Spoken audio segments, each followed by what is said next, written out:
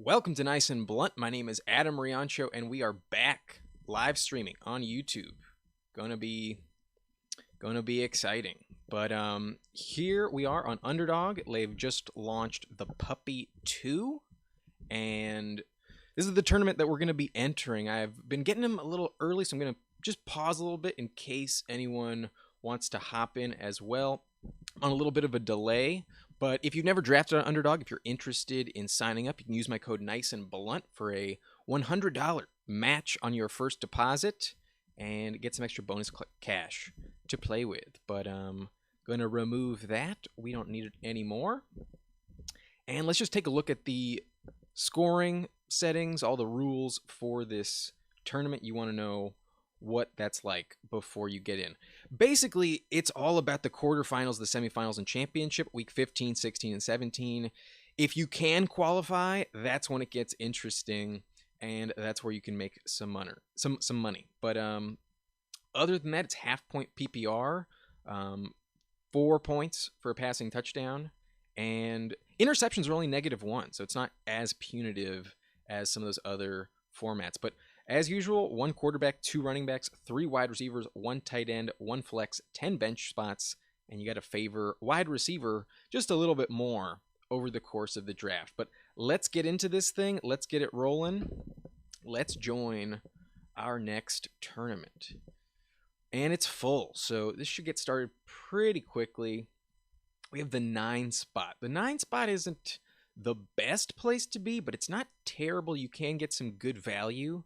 And I think we might test out a running back in the first round type of strategy, especially in the second half.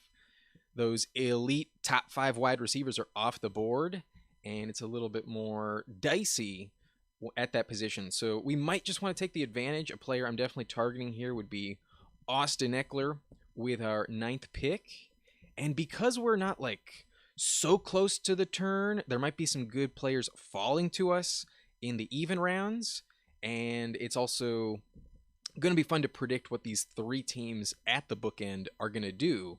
We want to strategize so that they don't snipe us on who we want the most, but should be a fun one. Let's just get ourselves situated, make sure the whole draft setup is fitting this screen. It looks like it is. It looks like it's solid, and here we go. Team 1 is on the clock, and they've already made their pick. They go with Ja'Marr Chase. Interesting. Personally, I stick with Justin Jefferson at number 1. It's so difficult to have him on your team. Like, it's so rare that you actually get that number 1 pick. I don't go differently. I just stick with Jefferson at number 1 because it's really unlikely you're going to get him in any other scenario. So it's worth it, in my opinion, to take him, even though that's what everyone is doing. In this tournament setting, you do want to have a unique roster. That's kind of the only way you can set yourself apart. And if there's an advantage you can find, you kind of got to lean into it. But you want to let the draft always come to you. Don't have too fixed of a plan beforehand. And remember, these tournaments can get really weird. The last time we drafted in one of these tournaments, we got a ton of great value falling to us. Like, I believe we had Taylor at pick 21, maybe even 23, something like that. We got Jackson Smith and Jigba like 9 picks later. We got Justin Fields at pick 52, I want to say. There's some benefit to waiting, and we're going to take our guy. I do trust Ekeler just a little bit more than Bijan. It's possible that I'm wrong, and Bijan really is deserving of that higher draft capital, but we've just never seen it before. We know exactly what we're getting from Ekeler, and the only wrench that could be thrown into this equation is if the Chargers pick up Ezekiel Elliott in free agency. That does correlate. His former offensive coordinator, Kellen Moore, is in LA, so it's possible that he recruits him. I wouldn't be shocked to see the Chargers do that. I think they still have like $16 million in cap space. And that would be the only scenario where Ekeler loses value. But otherwise, he's locked into a top 5 floor. If this was a full PPR league, I think you'd probably take him even sooner. But there's just so many guarantees and so many touchdowns locked up. He scored 38 of them in the last 2 seasons. And last year he caught over 100 receptions. Eckler is money in the bank. And I think their offensive line is going to be healthier this season and going to give him some better protection. Last year it was a bit rough. They also add some receivers. Opposing defenses can't play the run as strongly as they have in the past. So I think Eckler is just a bust-proof type of pick, and it's going to benefit us to maybe move off of running back for quite some time. But Nick Chubb is really interesting. He's one of my favorites, and he's also a bust-proof pick. You really can't go wrong.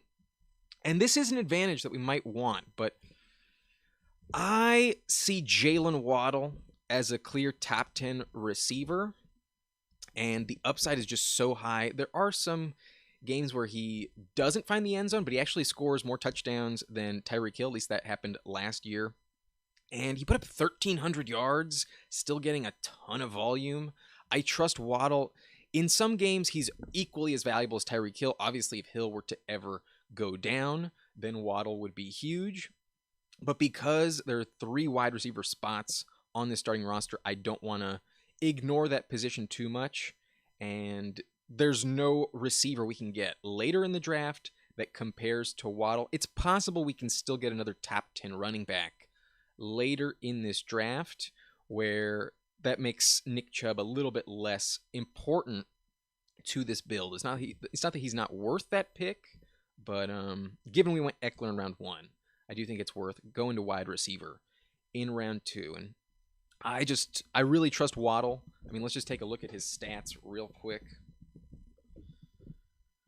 It does kind of fall off a little bit when Tua is not the quarterback. That is something to consider. Some of these down games, like this Cincinnati game, remember that's when Tua first went down with a concussion, 2 for 39 on 5 targets. The week after, with a backup quarterback, 3 for 23. It did start to mitigate itself and correct itself following that. But those were 2 of the worst games for Waddle, and that has something to do with his overall stats. But 75 catches, 1,356 yards, 8 touchdowns, and he's still over 1,300 yards if we remove those 2 games. So I trust him a ton. I love Jalen Waddle. And again, if Tyreek Hill were to ever go down, it's not like we want that to happen, but if it did, then there is room for even more upside with Jalen Waddle. It's not necessarily a fact that he is at his complete ceiling where we are taking him. It's possible that he returns even more value than pick 16. So I trust him, and hopefully Tua stays healthy. That is very important. But even if it's Mike White, you still have a viable quarterback that can get the job done behind him. So I like this start, and we may want to favor wide receiver again in round 3, given it's a bit of a weak spot for Team 11, Team 12, and they're definitely going to favor that position a little bit more at this turn. Team 6, very interesting strategy. Kelsey and Andrews in the first 3 rounds. Personally not a fan, but in the tournament setting, might be worth a shot. Might be worth it. They're getting a text here, but we're on the clock. We do not get Jalen Hurts falling to us. That would have been really, really interesting. But my boy Breece Hall is still here at pick 33, and damn, really hard not to take him. Yeah, I'm a believer. I think the Jets are going to be pretty good. Even if they're not, even if they don't win actual games, Breece Hall is their best player. It's not Garrett Wilson. It's easy to fall into that trap. But I think as long as he's healthy, which the news has been positive, it looks like Robert Saleh is expecting him to be ready for week 1. It's kind of a unlikely scenario that's not the case. He is looking good, and last year he was just truly, truly elite. Just a quick reminder on Breece Hall and his stats. As our RB2, you can't really go wrong. He needs to miss some time in order for that not to pay out. But he's clearly a top 10 running back in my view, and one of the most impressive stats is this 5.8 yards per carry last season. Just truly, truly elite. And he was doing it in the passing game as well. He can score from anywhere on the field. And I think Rodgers is really going to lean on him. Kind of like an Aaron Jones type of player. I mean, it's back to Nathaniel Hackett. There's a lot of touchdowns at the running back position in that offense. Whoa!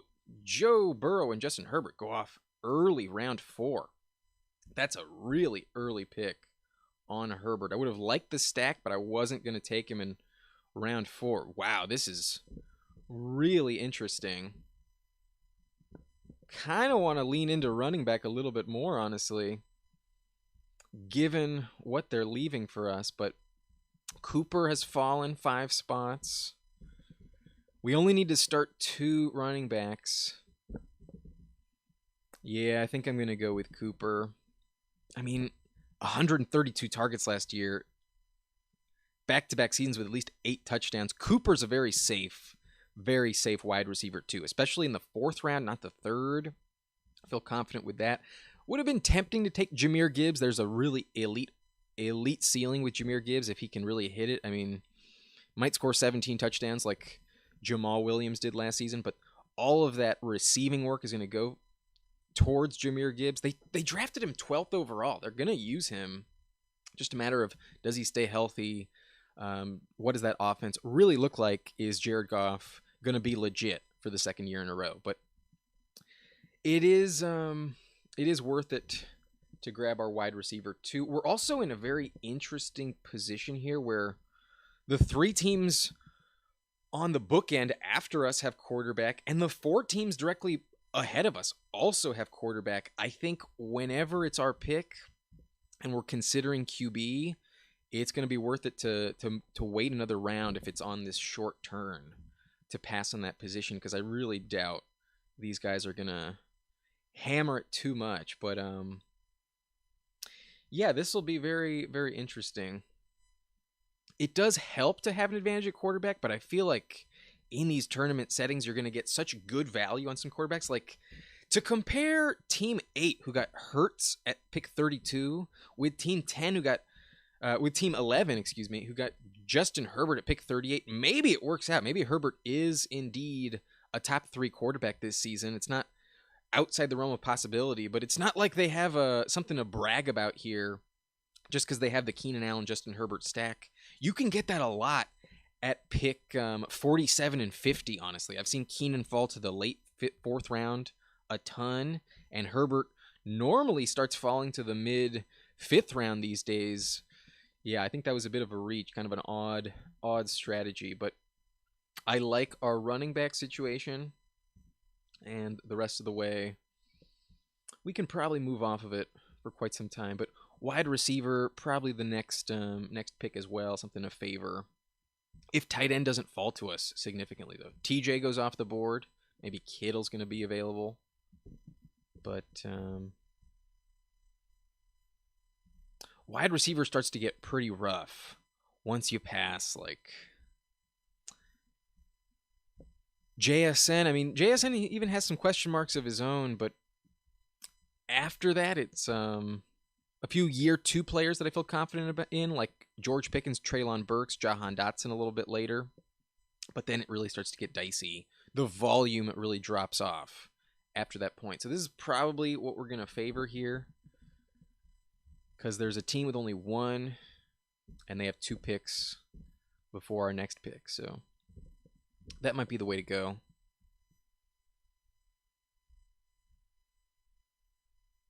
I'm probably going to go JSN. Just because it's hard to replicate in future rounds. Yeah, I'm going to go JSN. I'm going to hope and pray that George Kittle falls back to us. I really doubt it, but I expect this team to maybe go double running back, this team to maybe go double wide receiver, and if this team does not take Kittle at the turn, then I think he might be available at pick 64. That's good value. That's definitely the price I'm looking for.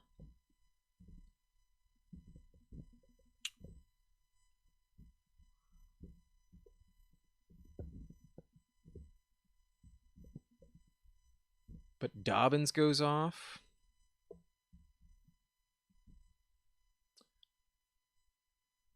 Expecting wide receiver. If Kittle's not on the board, though, I think we might lean into wide receiver yet again. Maybe go with Mike Evans.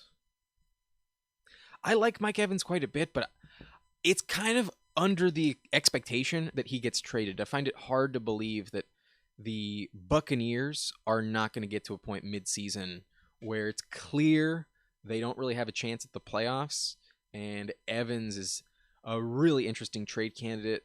Definitely going to have a lot of suitors. I can't see him finishing the season in Tampa Bay. I'd be really shocked if that happens. So if he does get traded, I think he could definitely put up another 1,000+ yard season. The touchdowns, though, going to drop off. He had that 3-touchdown game back in week 17. He was a league winner, truly elite. But other than that, it's a little bit questionable. And Godwin was hurt last year, so he had a few games where he was a little bit more involved in that offense. But damn, this is not the best situation.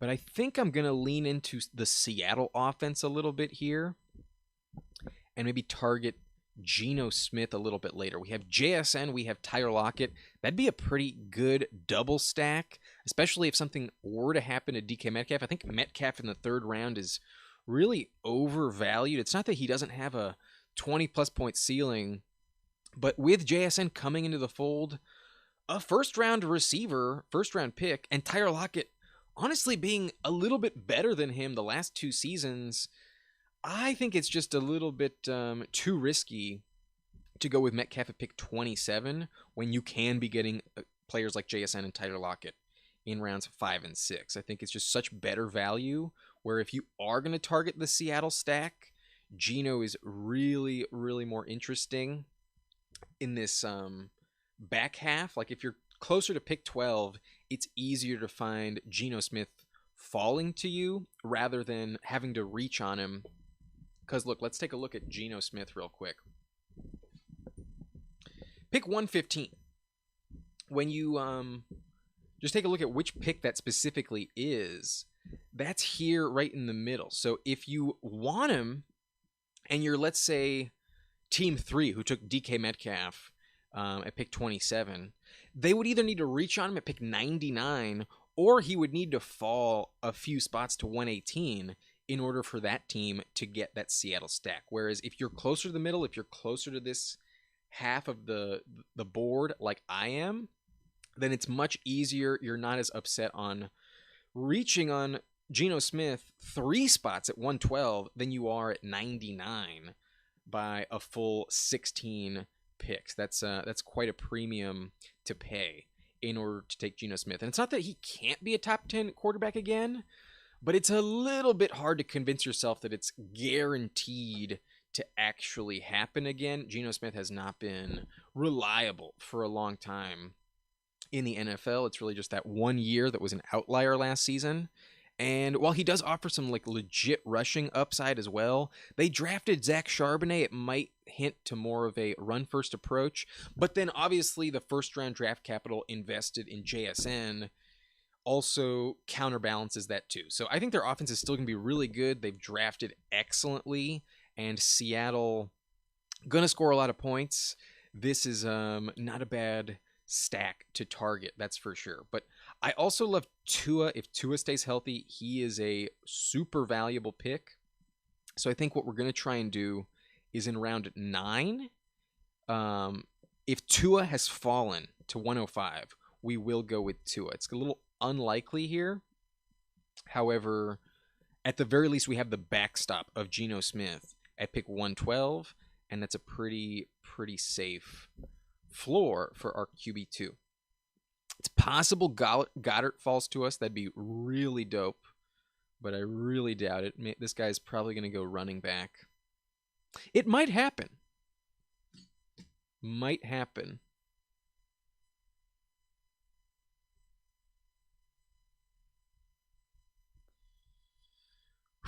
Please don't take him. Take a running back, please. Damn it. Would have been such good value if Goddard fell to us at pick 81. But that does not happen. Unfortunately, we don't get him. We could go Deshaun Watson.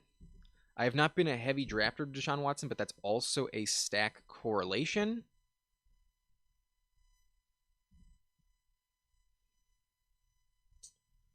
Damn. I am going to take a bet on Darren Waller. I really liked grabbing our tight end at that point. And in the scenario where Darren Waller stays healthy, there is legitimate upside for him as a top 5 overall tight end. I don't hate this draft capital. It's just a matter of does he stay healthy or not. So that's what we're going to hope happens. And could definitely be disappointed with Darren Waller. It's been a minute since he has been healthy for a full season. Let's just take a look here. Last year, 9 games. The previous year, 11 games. Year before that, though, 16 out of 17. Not bad. 145 targets. The year prior, 117. If he stays healthy, he has that elite ceiling. There is a scenario where the Giants keep him afloat, make him a possible league-winning tight end. So in round 7, not upset about it. I would have much preferred to have Dallas Goedert, though. Unfortunately, that did not happen. Very tempted to go with wide receiver. We do not get Deshaun Watson falling back to us.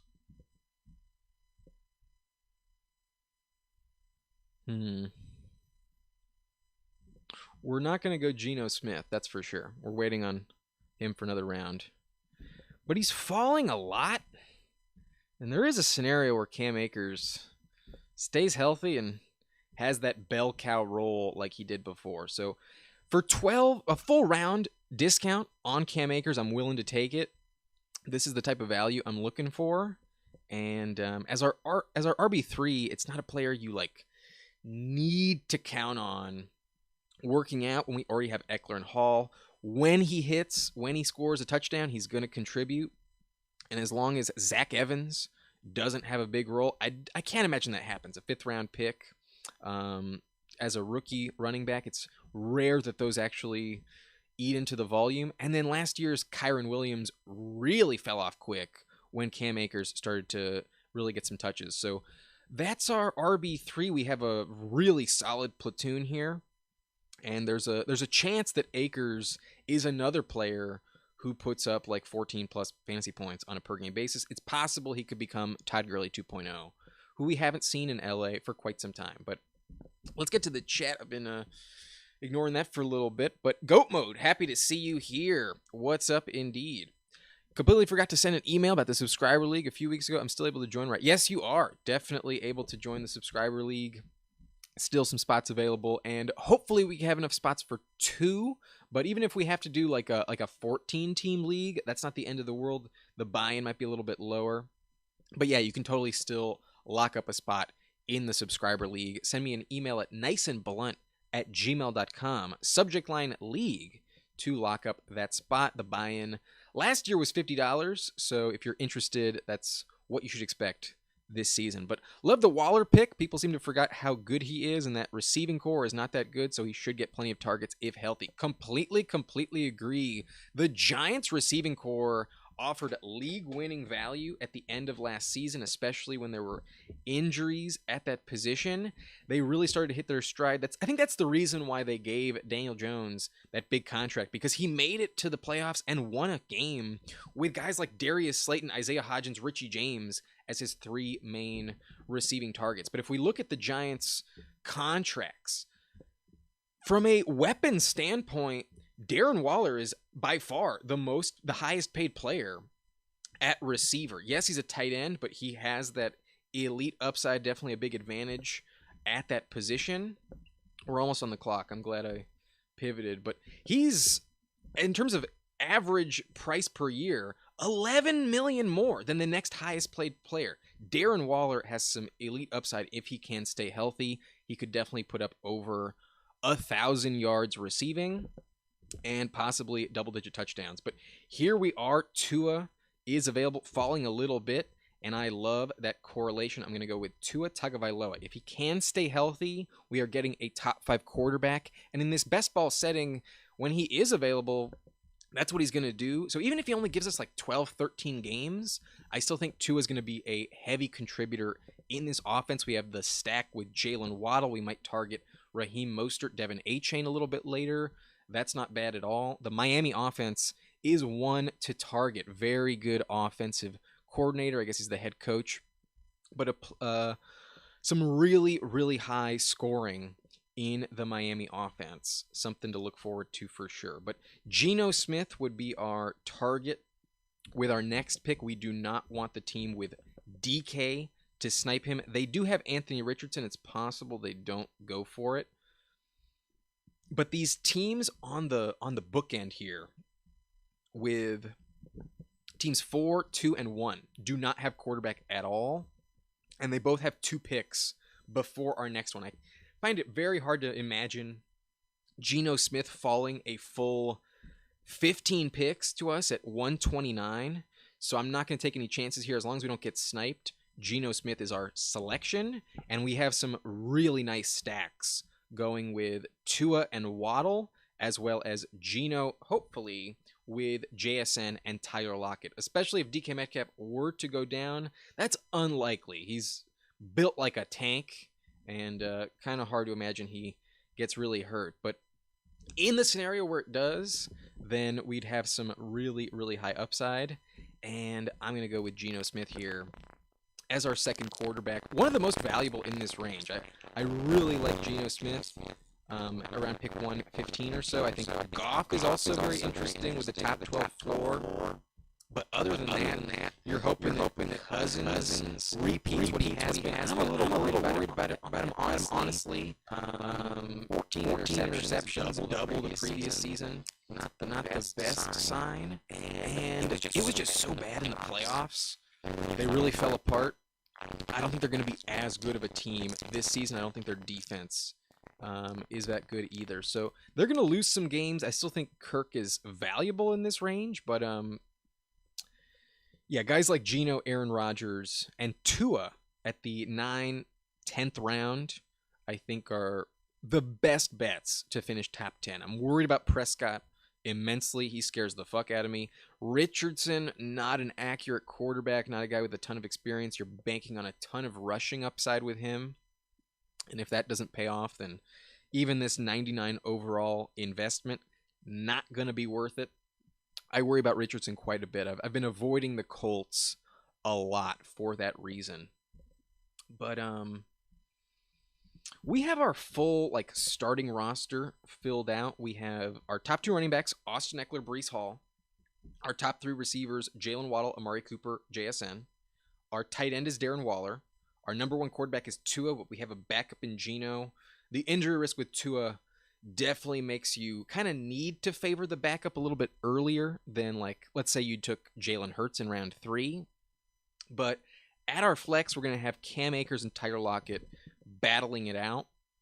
At the moment, that's a pretty solid start through the first 10 rounds. I feel pretty confident that every week we're getting high scores from these players when they do contribute in our lineup. But now we just got to fill out the bench depth, and that's going to be interesting. But let's just plan ahead. The teams who are going to have 2 picks before our next have a build of 1-3-5-1, so probably going to favor running back. 2-2-4-2, also going to favor running back, and then 3-3-3-1.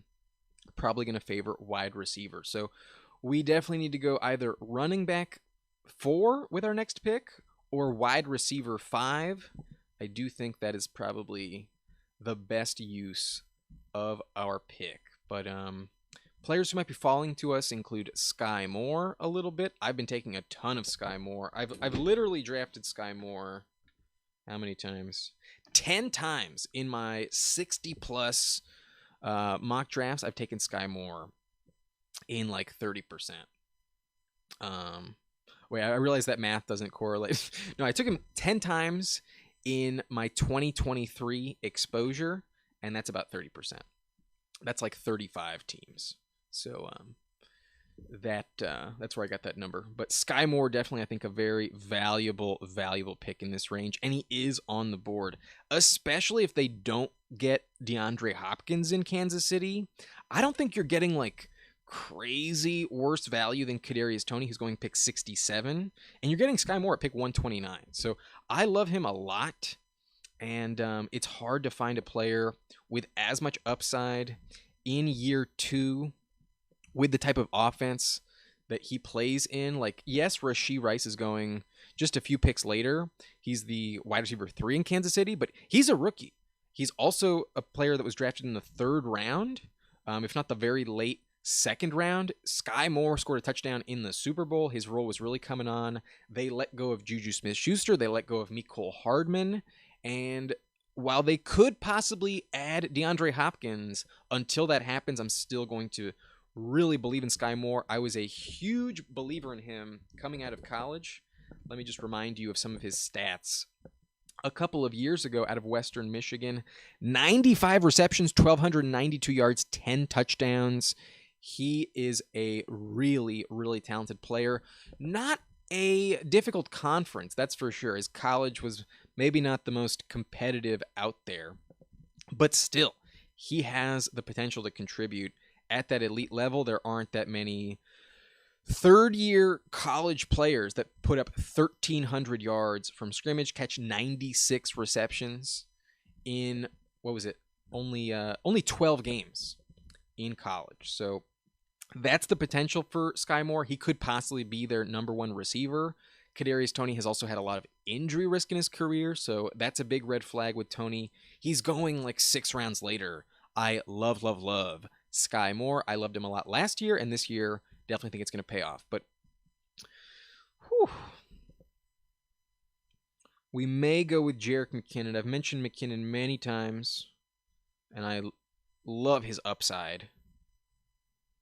I might be too high on him, but I find it hard to believe in some of the talent going later. Like, Mostert's in a really heavy committee.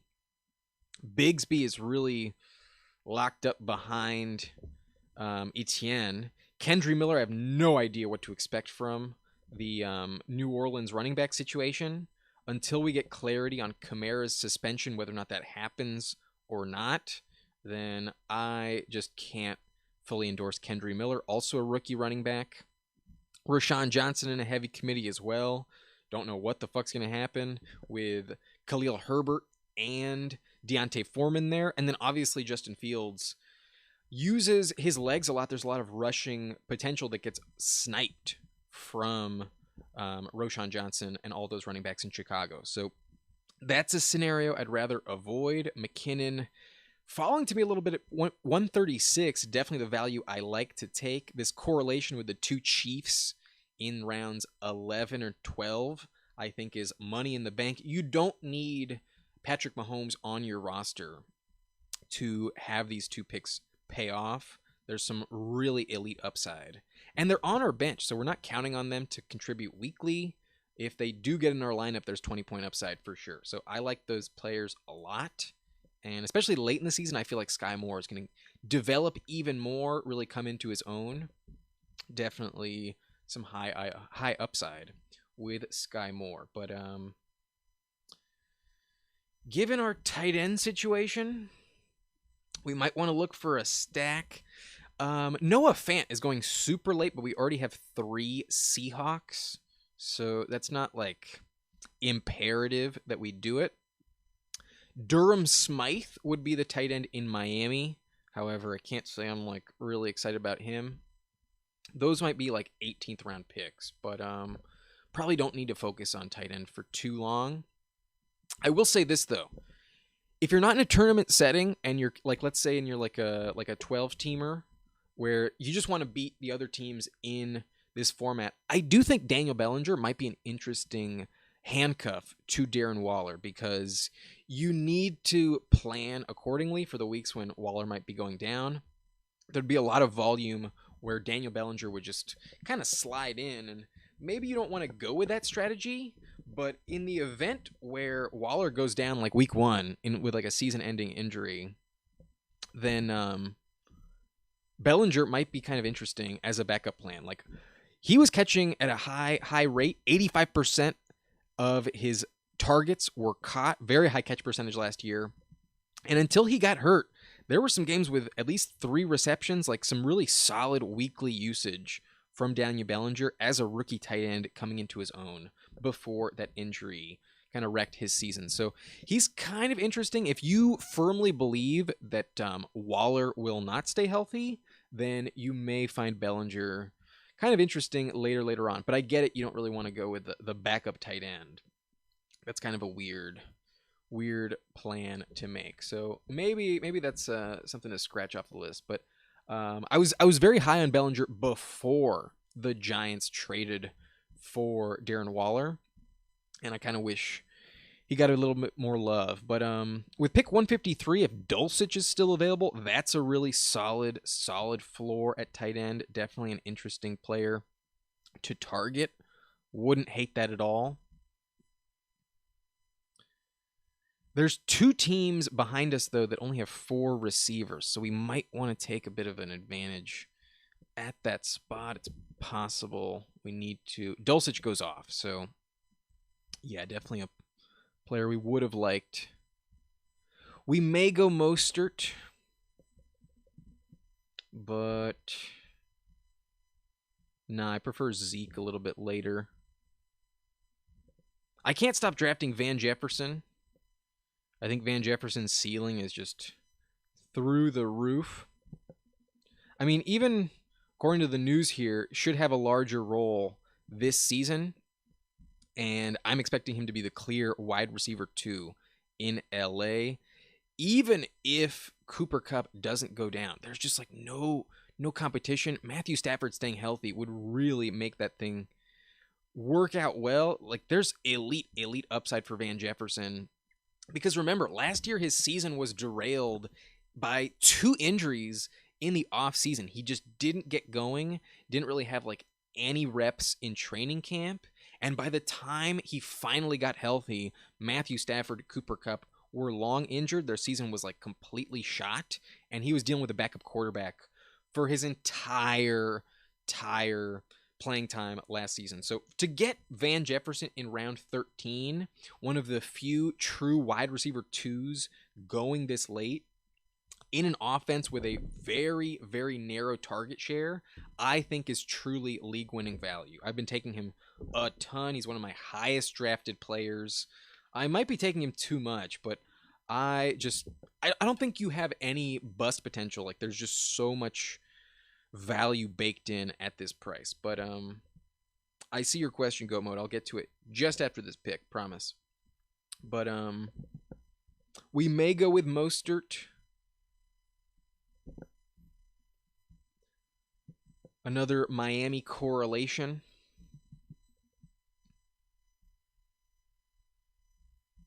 We could also go with Stafford. That's not bad.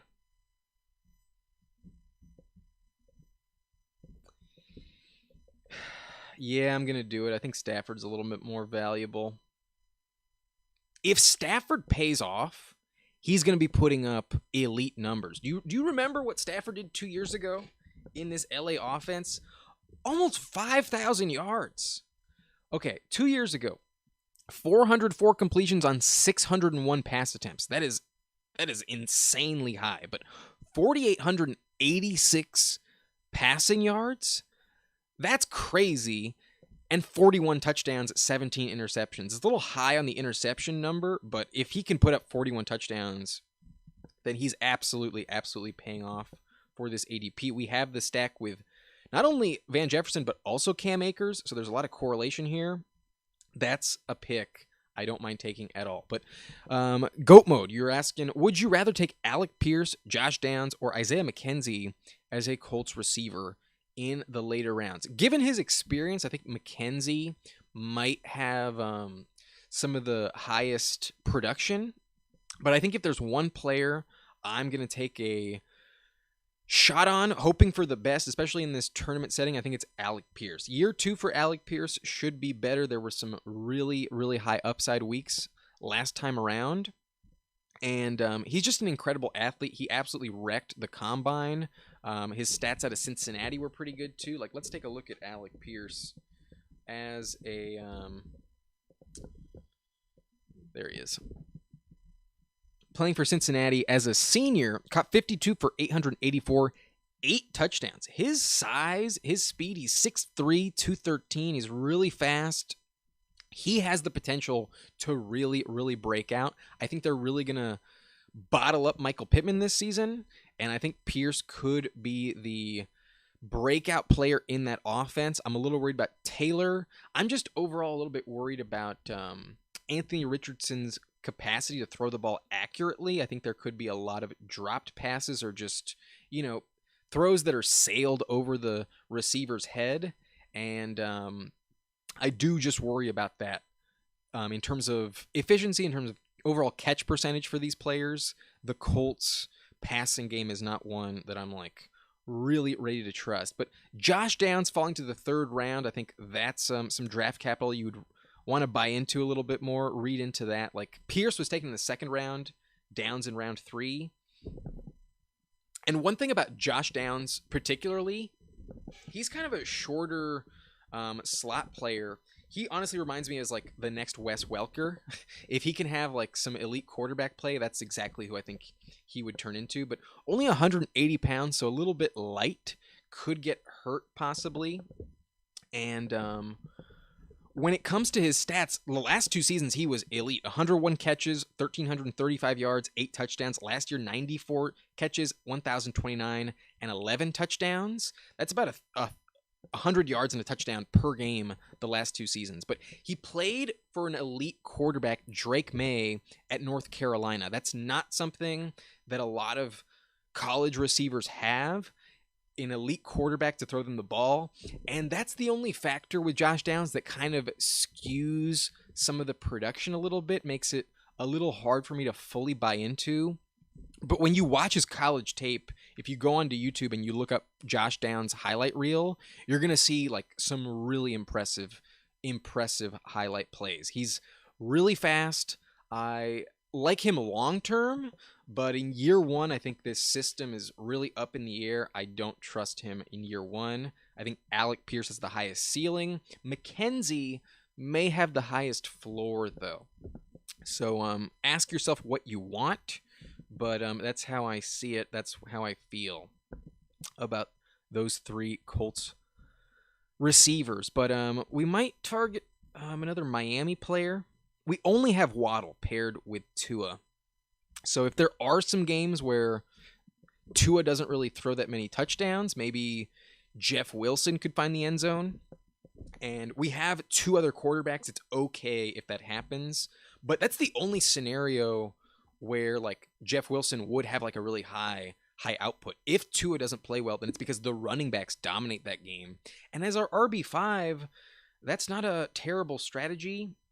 It mitigates some of the risk. I'm also really worried about Devin Achane and Raheem Mostert because of Jeff Wilson. He profiles as the goal line back. Jeff Wilson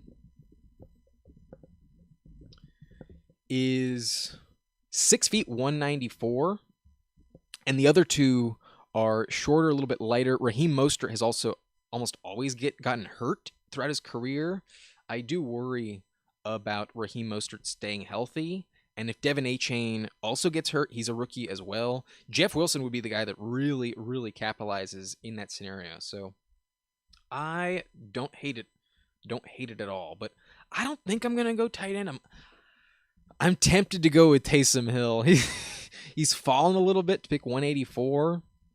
And when he gets in your lineup, it's elite. I don't know if there's going to be that 40-point game from him. But if there is, holy shit, that would really, really be nice. And if I can't talk myself out of it, that might be the way I go. But a player I'm really, really interested in is John Mechie. I love John Mechie with a passion. And I think this receiver, if John Mechie works out, then this ADP is egregiously low. He would be an absolute steal if by some way, shape, or form he turns into the number one receiver in Houston. If he can be a top 30 receiver, then he is just a league-winning player going this late. And I haven't taken him in quite a while, but I'm a huge believer in him. Let's take a look at his college stats, because damn, John Mechie was really, really good. Out of Alabama, I mean, if anything, just being a receiver from Alabama is a sign that you can trust him. But 6 feet 195, pretty good measurables, not something that you're worried about in terms of frame. But 2 years ago, I guess 3 years ago, I was a sophomore. 50 catches, 19 yards, 6 touchdowns. That's not easy to do in your second year. While it isn't like truly elite, his junior year really proved that. 96 for 1,142 and 8 touchdowns. He was better than Jameson Williams for the majority of that season with Bryce Young at quarterback. So maybe the elite quarterback play also kind of skews it a little bit, but look at some of these games. 6 for 76 and a touchdown, 5 for 70, 6 for 49, okay, 7 for 45, okay, 3 for 35 and a touchdown. That's okay, but damn, he really started to hit his stride starting with that Texas A&M game. 7 for 88, 7 for 117 and a touchdown, 11 for 121 and 2 touchdowns, 9 for 73 and a touchdown, 6 for 48, followed by 10 for 173 and a touchdown, 13 for 150, 6 for 97 and a touchdown. That's the game he got hurt. He did not play in the national championship, where he would have probably dominated again. So he is coming off of a bad ACL injury that definitely derailed his season, but then he also suffered from leukemia, and he is supposedly back on track, definitely going to participate in training camp. So they drafted him at the top of the second round. I think he would have been a first-round pick if not for those injury and health concerns, and he definitely could be a league winner because I think he's the most valuable Houston Texans wide receiver. Nico Collins is going above him, but I don't really trust him. I definitely prefer the talent with John Mechie. And Robert Woods was my comp for John Mechie entering the draft 2 seasons ago. I think that's the perfect type of guy to really help him get acclimated and understand how to play in the NFL at that pro level. So I love the track for John Mechie. It's possible I'm a year too early on him because, I mean, look, if you had leukemia, it would probably take you a lot of time to get back as well. I don't want to overestimate him, but to consider all the factors here, getting him in round 16 as our wide receiver 7, there is very little risk and nothing but reward. I love these 3 receivers I took outside the 12th round with Sky Moore, Van Jefferson, and John Mechie. There is the potential that these wide receiver 2s become the wide receiver 1s on their offense, or at the very least put up like 8 touchdowns, get close to 1,000 yards, close to 100 targets, and this is definitely the ceiling I am looking for. So I love this receiving core. I really feel confident in it. I love our stacks. We have Tua with Waddle and Jeff Wilson. We also have Geno with JSN Tyler Lockett. And then we also have Stafford with Cam Akers and Van Jefferson. Very, very nice correlation. I like those picks a ton. So this is nice. And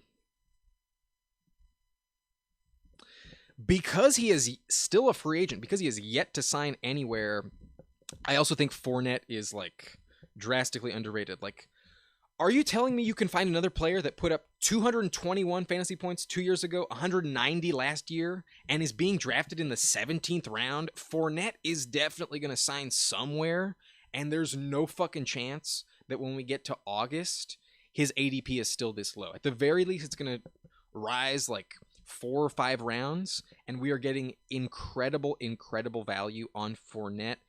Even if he doesn't sign somewhere by the time week 1 kicks off, wait till week 3, some running back's going to get hurt, and they're going to sign Leonard Fournette like that. He's going to definitely pay off. He might be this year's Latavius Murray, who went to the Broncos after Javonte Williams went down. That's the draft capital we're looking for, a player that is going to outperform this ADP. But Goat Mode, you also love John Mechie. Glad he's coming back strong. I think he's going to have a solid season and possibly win Comeback Player of the Year. At the very least, they're going to give him the rock, and that narrative is going to be pumped incessantly, it feels like. The NFL wants a story like that. That's a perfect scenario for comeback player of the year. I completely agree. And it's just a matter of, does he stay healthy? Does he play a full season? Do they possibly, though, bring back DeAndre Hopkins? That's, I think, a sneaky dark horse candidate to bring in DeAndre Hopkins. And if that were to happen, it would obviously crater Mechie's value. But if it doesn't happen, I think Hopkins is probably going to chase a ring. Then Mechie has the best shot at being that wide receiver one.